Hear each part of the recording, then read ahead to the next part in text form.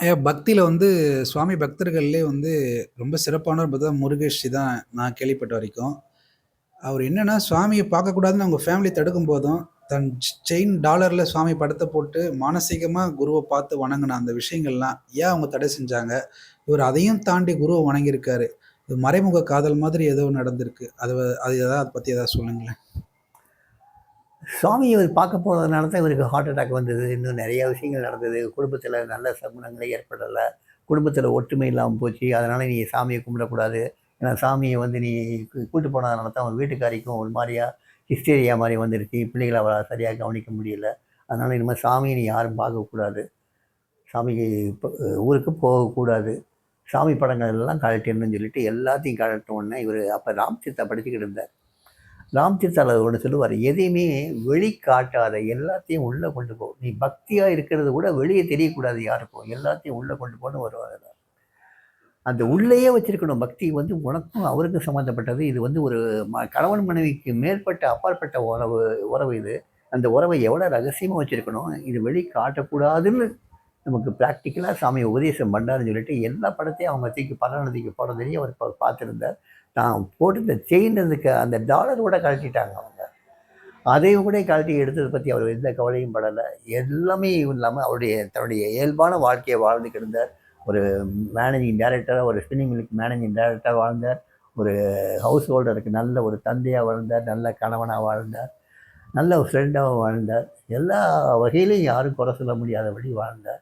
கடைசியில வந்து அவர் வந்து சாமி சொன்னது அவருக்கு என்னன்னா, "என்னைக்கு மனைவியா வந்து உன்ட்ட வந்து என்னைய திருவண்ணாமலைக்கு கூட்டு போன்னு சொன்னதுக்கப்புறம் தான் நீ வரணுங்கன்னு சொல்லி அனுப்பிச்சாரு. அதுக்கப்புறம் அவர் வந்து சைலண்ட்டா காத்திருந்தார். அவர் இன்ஃப்ளூயன்ஸ் பண்ணவே இல்ல. ஏதோ ஒரு இன்சிடென்ட் நடந்ததுக்கப்புறம் அவங்க மனைவியே வந்து திருவண்ணாமலைக்கு போய் சாமி பார்க்க போகலாமான்னு கேட்குறாங்க. அதுக்கப்புறம் தான் அவர் வந்து உள்ளே வராரு. அந்த இன்சிடென்ட் என்னன்னா, இவர் வந்து குழந்தைகள் எல்லாத்தையும் கூட்டிட்டு பிக்னிக் போயிருப்பாரு நாசிக் பக்கத்துல. அப்ப நாசிக் பக்கத்துல ஒரு குன்றுல வந்து ஒரு மலை மேல வந்து ராமர் சீதா தங்கியிருந்த இடம் இருக்குன்னு சொல்லி அங்க போவாங்க. அங்க போயிட்டு மதியம் அங்க எல்லாம் அவங்க கொண்டு போன டிட்பிட்ஸ்லாம் சாப்பிட்டு, திருப்பி இறங்கும்போது இருட்டுது. இருட்டுன உடனே அவங்க இறங்கி வர்றதுக்கு உண்டான பாதைய மிஸ் பண்ணிடுறாங்க. அது அடர்ந்த வனப்பகுதி. எதுவுமே தெரியல. இருட்டு போகுது. அவங்க சுத்தி சுத்தி வந்து ஒரே இடத்துல தான் வந்து நிக்கிறாங்க. எங்க எப்படி இறங்குறது? கார் வரைக்கும் எப்படி பாதை வரைக்கும் எப்படி போறதுன்னே தெரியல. இவரு பேசாம உட்கார்ந்துடுறாரு. அவரால முடியல. குழந்தைகள எல்லாம் பக்கத்துல உட்கார வச்சுட்டு 3 குழந்தைங்களையும் பக்கத்துல உட்கார வச்சுட்டு ஒரு பாறையில உட்கார்ந்துருந்தாரு. இந்த அம்மா வந்து என்ன நினைக்கிறாங்க, ஐயோ! பாதை தெரியலையே என்ன செய்வேன்னு சொன்னோனே, சாமி சொன்னது ஞாபகம் வருது. இந்த பிச்சைக்கார ஏதாவது ஒரு கஷ்டம் வரும்போது இந்த பிச்சைக்கார பேர நீ சொல்லி கூப்பிட்டீன்னா, இந்த எங்க அப்பா யாராவது உனக்கு உதவிக்கு அனுப்புவாருன்னு சொன்னது ஞாபகத்துக்கு வருது. அப்ப மெதுவா சொல்ல ஆரம்பிக்கிறாங்க அந்த அம்மா. யோகிராம் சரத்குமார், யோகிராம் சரத்குமார்ன்னு சொல்ல ஆரம்பிக்கிறாங்க. இவங்க ஒரு 5 நிமிஷம் சொல்லியிருக்க மாட்டாங்க. உடனே ஒரு சாது எங்கிருந்தோ வராரு. "என்ன நீங்க எல்லாம் இங்க உட்காந்துட்டு இருக்கீங்க? இருட்ட போகுது. இங்க துஷ்ட மிருகங்கள்லாம் வரும். போங்க, போங்க வீட்டுக்கு போங்க. எல்லாம் இறங்கி போங்க" அப்படின்னு சொல்றாரு. "இல்ல இறங்கி போறதுக்கு பாதை தெரியல சாமின்னு" சொன்ன உடனே, "பாதையா தெரியல வாங்க நான் காட்டுறேன்" அப்படின்னு சொல்லிட்டு இறங்கி அவங்க கார் வரைக்கும் கொண்டு வந்து இறக்கி விட்டு போறாரு. அந்த மலையிலேருந்து இறக்கி விட்டு போறாரு. அவங்க கார்ல ஏறி சேஃபா வந்துருவாங்க. அது அவங்க மனச ரொம்ப பாதிச்சிருக்கும். சாமி மந்திரத்த சொன்ன உடனே எங்கிருந்தோ காட்டுக்குள்ளேருந்து ஒரு சாது வந்து இறக்கி விட்டு போறாரே! அந்த மலையிலேருந்து இறக்கி விட்டு கார்ல ஏத்தி விட்டு போறாரேன்னு அவங்களுக்கு ஒரே அதிசயம். இதெல்லாம் ஞாபகத்துக்கு வருது. ஞாபகத்துக்கு வந்த உடனே அவங்களுக்கு ஊர்ல வந்த உடனே இந்த மாரி ஒரு கேள்வி வருது. சென்னைக்கு மறுபடியும் போறாங்க. சென்னைக்கு போன உடனே சென்னையிலேருந்து அவங்க சாமி பார்க்கணுங்கிற ஆசை வருது. கணவன்ட்ட சொல்றாங்க. "அ நீ சொன்னீன்னா போவோம்" அப்படிங்கிறாப்புல. சரின்ட்டு போவோம்ன்னு போறாப்புல. புறப்பட்டு கொஞ்ச நேரம் வந்து திண்டிவனம் வர்றதுக்குள்ளேயே பார்த்தீங்கன்னா, ஒரு மாரி ஒரு தயக்கம். போய் போணுமா? அது இன்னும் ஏதாவது பிரச்சனைகள் ஆயிடுமா? நம்ம வாழ்க்கையில ஆயிடுமான்னு ஒரு பயம் வேற வருது.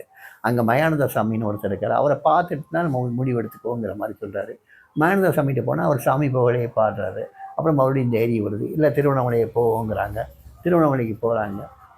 அங்க போய் சிவசத்திரத்தில தங்குறாங்க.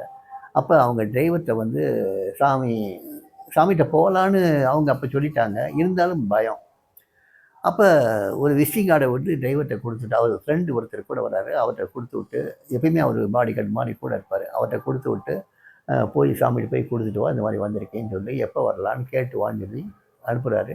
அவர் அந்த விசிட்டிங் கார்ட பார்த்த உடனே அப்ப சிவசங்கர் ஃபேமிலியோட வந்திருக்காரு அங்க. பிரேமா, சிவசங்கர் அவங்க குழந்தைகள்லாம் வந்திருக்காங்க. அவங்களும், இவங்களும் ஏதோ ஒரு வகையில் டிஸ்டன்ஸ் ரிலேட்டிவ்ஸ் வேறு. ஸோ சிவசங்கரை போய் சாமி சொல்கிறாரு, நீ போய் அவங்கள கூட்டு வான்னு சொல்லி அனுப்புகிறாரு.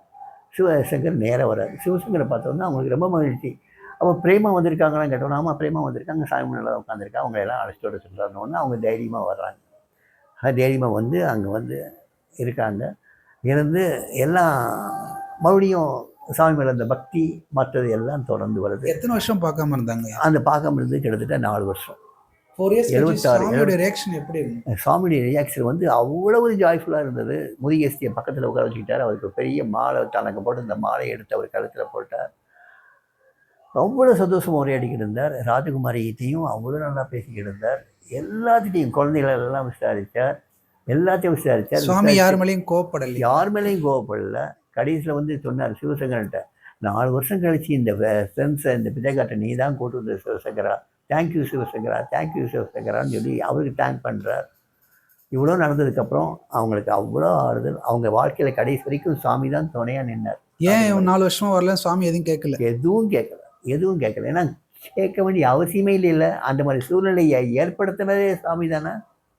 4 வருஷம் தனியாக இருந்தால் தானே சாமியுடைய வேல்யூ அவங்களால கப்புன்னு பிடிச்சிக்க முடிஞ்சது. இன்னும் ஒரு 5 நிமிஷம் சாமி பேரை சொன்ன உடனே எங்கேயோ ஒரு மலங்காட்டுக்குள்ளே வாசம் தெரியாத இடத்துல திடீர்னு ஒரு சாது வந்து இருட்ட சமயத்தில் கீழே வந்து இறக்கி விட்டு போகிறாரு. இதை விட உங்களுக்கு வாழ்க்கையில் பாதுகாப்பு உணர்ச்சி வர்றதுக்கு வேறு என்ன காரணம் வேணும்? அதுக்கப்புறம் பார்த்தீங்கன்னா அவன் வாழ்க்கை பூரா ப்ரொடெக்டட் லைஃபாக இருந்தது. ஆசிரமத்தில் அவங்களுக்குன்னு ஒரு தனி காடேஜை கொடுத்தாரு. அந்த காடேஜில் வேறு யாருமே தங்கக்கூடாதுன்னு சொல்லி கொடுத்துருந்தார். ஸோ வாழ்க்கை ரொம்ப நல்லா போய்கிட்டு இருந்தது. அவங்க ஹஸ்பண்ட் இறந்ததுக்கு அப்புறமும் அவங்க வாழ்க்கை சாமியை ப்ளேம் பண்ணவே இல்லையே. அவங்க பிள்ளைங்களுக்கு எல்லாம் நல்லபடியாக கல்யாணம் நடந்ததுக்கு காரணம் சாமி. எல்லா கல்யாணங்களும் அதே போல் அவங்க கடைசி வரைக்கும் ஏதோ வருமானம் வந்துட்டு இருக்க மாதிரி வழி பண்ணி கொடுத்ததும் சாமி. எல்லா சொத்துக்களும் ஏமாற்றப்பட்டு போயிட்டாலும் கூட அவங்களுக்கு வருமானமே வராமல் இருக்கக்கூடாதுங்கிறதுக்காக சாமி சொல்லி சில ஷேர்ஸை விற்க வேண்டாம்னு சொல்லி வச்சுருந்ததுனால அந்த ஷேர்ஸ்லேருந்து வரக்கூடிய வருமானங்களே அந்த குடும்பத்துக்கு சரியாக இருந்தது. ஸோ எல்லா வகையிலையும் சுவாமியை சரணாகதியை அடைஞ்சதுனால அந்த குடும்பமே நல்லா இருக்கு.